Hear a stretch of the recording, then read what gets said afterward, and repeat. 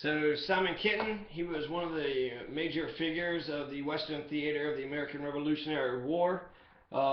He has a continuing legacy. There's lots of things that were named after Simon Kenton. The city of Kenton, the county seat of northwestern Ohio's Hardin County, was named in honor of Simon Kenton. A local school for the developmentally disabled in Hardin County is named Simon Kenton. Kenton County, Kentucky, in northern Kentucky, is named after him. The grip servers in Kenton County were the ones who first established the first school and fire department in Kenton County, Kentucky. So that was the grip servers, the Germans, the Germantown of Sanford Town. So there's also a Simon Kenton High School in Independence, Kentucky, the county seat. A statue honoring him is also along Covington, Kentucky's Riverside Drive Historic District overlooking the Ohio River. There are two Simon Kenton elementary schools, one in Greene County, Ohio in the city of Xenia, and one in Clark County, Ohio in the city of Springfield.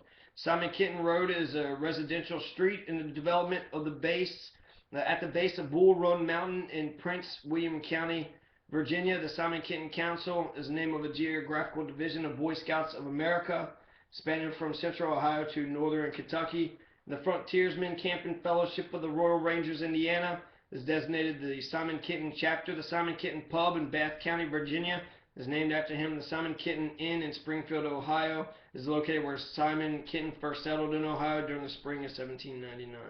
So Simon Kenton lives on. Now, we have War Chief Johnny Talgahyeetah, Logan the Orator. Talgahyeetah, okay, we know his story. We know what happened with the Yellow Creek Massacre. He's the one that initiates revenge, and that leads to Lord Dunmar's gross massacre, genociding massacres of all these asymmetrical warfare, which Hitler found so appealing. That's what you have Lord Dunmar doing. So War Chief Johnny Talgahyeetah Logan the Orator. So although he was of the Cayuga Nation after the 1960s move to the Ohio country, Johnny Logan is referred to as a Mingo. His revenge for the killing of family members by American frontiersmen helped spark the 1774 conflict, Lord Dunmar's War, first bloody genocidal massacre of the American Revolution. Talgahyeetah, Johnny Logan's friendly relations with white settlers changed with the Yellow Creek Massacre, April 30th, 1774. This is where Virginia barbarians, white savages, led by Daniel Greathouse, I thought it was Jacob, maybe Daniel and Jacob Greathouse, murdered a number of Mingos, among them Johnny Logan's brother, commonly known as John Petty, and two other close female relatives. So mother, brother, sister, and father. Whole family, mother, brother, sister, father, everybody. Johnny Logan's family is wiped out from brother, sister, mother, father. Every one of them is murdered. So these operations and the submission of the Shawnee at Camp Charlotte virtually closed the war. Governor Dunmore began his return proceeding by Redstone and the great crossings of the Eugenie River to Fort Cumberland and then to the Virginia capital. The peace did not prevail for long following this treaty at Camp Charlotte. In May 1776, as the American Revolution got underway, the Shawnee joined renegade Cherokee chief Dragging Canoe and again declaring war on the Virginia colonists. And that leads to the Chickamauga Wars of 1776 to 1794. Nearly 2 decades, the Chickamauga Wars rage on. So the peace treaty at Camp Charlotte was immediately broken after they attacked the Mingo village. They also attacked 8 Mingo villages. You know, just sick, barbaric, asymmetrical warfare. And so the Chickamauga Wars happened. So the treaty at Camp Charlotte was a waste. There's no point. It was also the British who signed it. Lord Dunmar was a British, and Lord Dunmar was overthrown during the Revolution. Patrick Henry takes his seat, and so it's hard to, because the Daniel Boone and all these colonists were fighting with Lord Dunmar against the Indians, and then they take over Lord Dunmar's seat. So again, it makes it seem like the American Revolution is less about the independence from Great Britain than it is just a white civil war over Amerindian land. So, on Wednesday, October 26, 1774, Simon Girty, Simon Kenton, and John Gibson found Chief Johnny Logan where they had been told his little camp was located along the Congo Creek. So he's hiding or hanging out beneath the branches of a great spreading elm tree along the south bank of the Congo Creek. So Simon Girty, Simon Kenton, John Gibson had come when it was learned that Johnny Logan had refused to attend the peace conference, but would dictate a message to be read there. Simon Girty, who fought for Lord Dunmore against the Mingo and Shawnee, would translate, and John Gibson would write it down on paper. So Johnny Talgahyeetah Logan stood before them silently, a figure commanding the respect of any who might look upon him. He was clad only in fresh doe-skin leggings and high moccasins laced to mid-calf. This is Johnny Logan, Talgahyeetah. At the back of his head, Johnny Logan's head, he wore 4 white-tipped brown eagle feathers, and on each wrist and his left upper arm were wide bands of beaten silver. Around his neck was an intricately fashioned necklace of colorful beads and silver, and down his well-muscled bare chest hung 2 queues of straight black hair held near their ends by smaller circlets of silver. He wore no weapon of any kind. Despite the primitive costume, Johnny Logan's bearing was as regal as any king in royal garb. Most striking, however, was his strong face, etched by sadness, his deep dark eyes reflecting an inner pain beyond description. The expression did not change as he shook hands briefly with the 3 white men, nor did it alter to any appreciable degree as he began to dictate in a soft voice. So this is Johnny Logan speaking. I appeal to any white man to say, if ever he entered Logan's cabin hungry, and he gave him not meat, if he ever came cold and naked, and he clothed him not, during the course of the last long and bloody war, Johnny Logan remained idle in his cabin, an advocate for peace. Such was my love for the whites, that my countrymen pointed as they passed, and they said, Logan is a friend of the white man. I have even thought to live with you, but for the injuries of one man, Colonel Cressap, the last spring in cold blood and unprovoked, murdered all the relations of Logan, not sparing even my women and children. There runs not a drop of my blood in the veins of any living creature. This is called on me for revenge, and I have sought it, and I have killed many.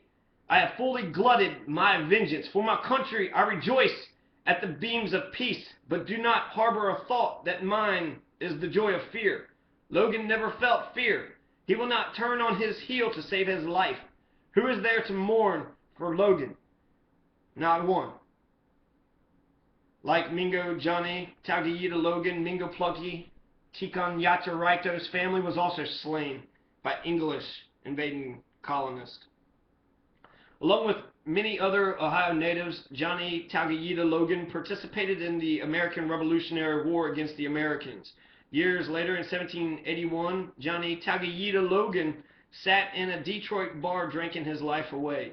When the bartender refused to serve him any more whiskey, Johnny Logan made a sarcastic comment about going to the Americans to get more whiskey.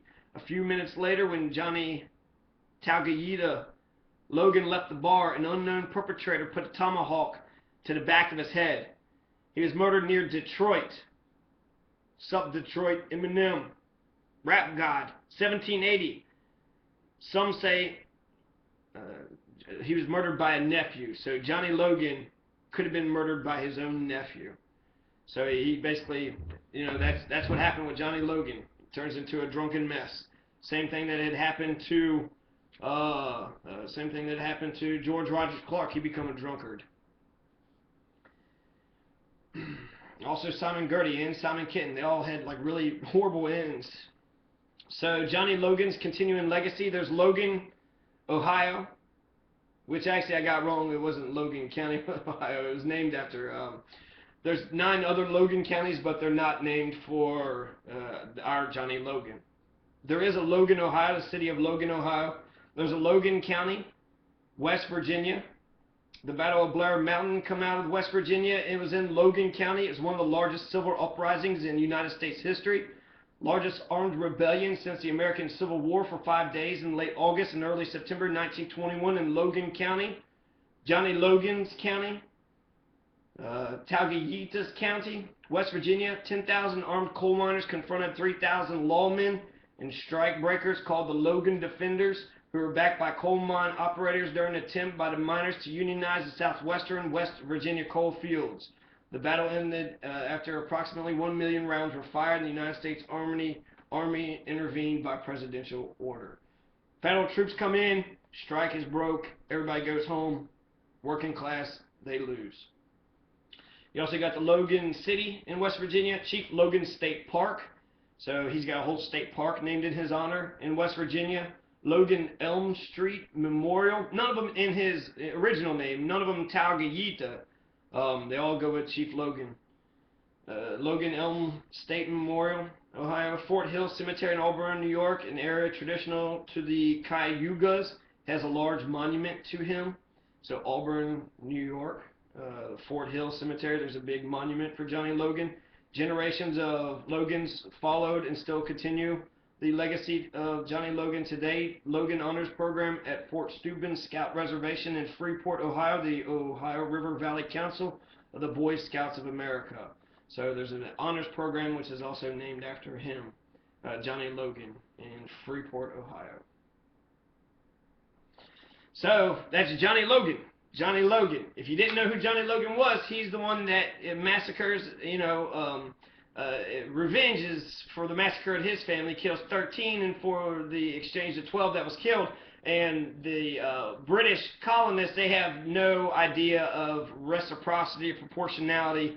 They only understand vengeance and complete and total submission. They want unconditional surrender. They want you to be smashed, and they want you to surrender. Give us everything that you have. Say you have no rights. We're the kings. We're the masters. You're the bitches. So that's what these treaties are all about. So that's Johnny Logan, right? And we have Simon Girty coming up right now. So Simon Girty, I have some books on Simon Girty, several books actually with Simon Girty. Simon Girty's a badass, okay? He's one of my favorite people that come out of the American Revolution. So let's learn about Simon Girty. Simon Girty, his natural father, was murdered by the Indians in 1750 over a land dispute. And following the capture of the entire Girty family by Indians during the French, British, and Indian War in America, his stepfather, John Turner, was burned at the stake before Simon's eyes in 1756. So his natural father is killed, his stepfather is murdered, burned at the stake right in front of young, white Pennsylvania boy Simon Girty's eyes. Upon the Girty family capture, Simon Girty was adopted into the Seneca tribe of the Iroquois League, while his two younger brothers, James Girty and George Girty, were adopted by the Shawnee and Delaware respectively. So James Girty goes to the Shawnee and George Girty goes to the Delaware. So three brothers, they're all adopted by different tribes. The next decade of Simon Girty's life was spent living among the Seneca of northwestern Pennsylvania. The Seneca introduced Simon Girty to the language and culture of the natives and eventually resurfaced sometime after the end of the French, British, and Indian War near Fort Pitt, where Girty began to make a name for himself as a capable scout and interpreter for the British Crown. By then, Girty had come to love the Indian way of life and at one point served as bodyguard to Seneca Indian chief Talgahyeetah.